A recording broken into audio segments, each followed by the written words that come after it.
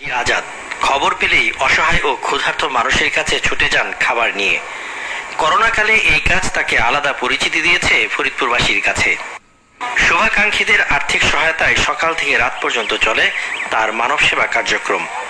অসহায় ও মানসিক ভারসাম্যহীন মানুষের মুখে তুলে দেন খাবার, সমাজের অবহেলিতদের হাতে তুলে দেন অনুদানের টাকাও।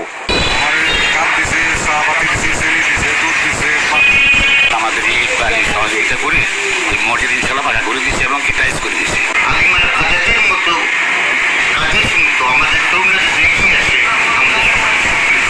মাঝে মাঝে আমিও আমার সাথে ঘুরে এই কাজগুলো দেখি, আমার খুব ভালো লাগে। আমার কাছে তিনি একজন উন্নত মানসিকতার খুবই ভালো একজন মানুষ। আমার যে এই বিলাসিতার পিছনে যে খরচ বা অর্থ ব্যয় হতো, সেই অর্থগুলো আমি আমার এই দরিদ্র অসহায়দের পিছনে আমি ব্যয় করার শুরু করি। অনেক বিত্তবান ব্যক্তি আছেন যারা একটু সদিচ্ছা নিয়ে এগিয়ে আসলে সমাজে এই অন্ধকারগুলো থাকে না। ময়মনসিংহে করোনা আক্রান্তদের পরিবারের ভরসাস্থল হয়ে উঠেছেন স্বেচ্ছাসেবক আলী ইউসুফ ও তার দল। পেশায় প্রেস